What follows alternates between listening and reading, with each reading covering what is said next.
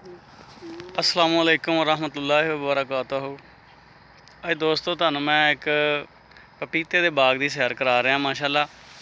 तो बहुत ही खूबसूरत बाग है तो बहुत ही अच्छा है। सुबह सुबह का मंजर है तो बड़े ही अच्छे पौधे ने ये माशाअल्लाह। ये मैं तुहानूं अज पौधे का विजिट करा रहा एक एक पौधे के नाल माशाअल्लाह। ये चेक करो ये दाने, क्या बात। ये देखो, ये ज़्यादातर जोड़े शुगर के मरीज़ ने उन्होंने वास्ते काम आउंदे ने। यह वेखो, यह चेक कराना, यह पक्के ने बिल्कुल, यह खाण के काबिल ने। यह तोड़े ने, ये तकरीबन 1 साल होया है इस बाग नूं लाए हुए नूं।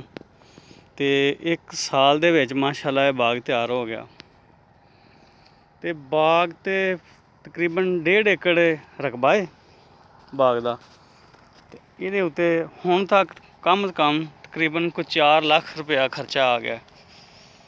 तो ये बाग दे विच सब तो वड्डी गल ये है भी हुण तकरीबन 3-4 तड़ाइयां ये टुट चुका है तो अजे फल जिहड़ा वा इहदा शुरू है।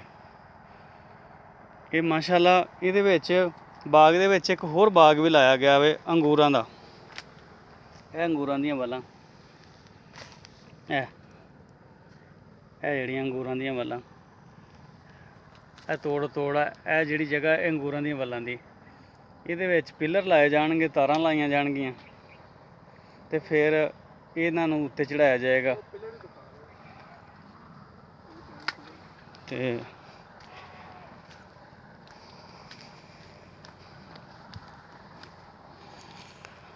बाकी दोस्तों काम कोई भी है, काम करिए तो काम होंदा है, ना करिए तो कोई भी नहीं। ये पंजाबी च आंदे ने नाले चोपड़ियां ते नाले दो। ए जी देखो चेक करो, है पिलर जे, ये नाल तारां बन के ते अंगूरां दियां वल्लां चढ़ाइयां जाणगियां। ए अंगूरां दी वल, अंगूरां दी वल लाइफ टाइम गरंटी हुंदी है। इन्हां दी बहुत ज़्यादा उम्र हुंदी है, ये 2-4 साल का नहीं हुंदा काम, ये लम्मा ही काम हुंदा है। ਇਹਦੀ 60 साल उम्र है अंगूरां दियां वल्लां दी। 60 साल उम्र है माशाअल्लाह। तो 60 साल अज बंदे दी उम्र नहीं है। तो यह जिहड़ा पपीता है ਇਹਦੀ भी कम से कम 4 साल ਇਹਦੀ उम्र है। 4 साल ਦੇ ਵਿੱਚ ਇਹ ਜਿਹੜਾ फल वा इस तरह का जबरदस्त यह फल ਜਿਹੜਾ ਉਹ ਇਹ देगा पपीता। तो 4 साल तो बाद फिर ਇਹਦੀ मेहनत डबल हो जाएगी। ਇਹਨੂੰ खाद ਇਹਦੀ ਸਾਂਭ ਇਹਦੀ ज़्यादा करनी पेगी, फिर भी फल जिहड़ा ना ये 50% फिर भी फल देगा, अच्छा फल देगा।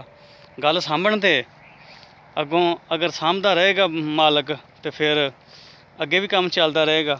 अगर ना सामभेगा तो फिर यह जिहड़ा अंगूरां वाला वा काम यह बड़ा बेस्ट वा, ये इंशाअल्लाह ये चलता रहेगा।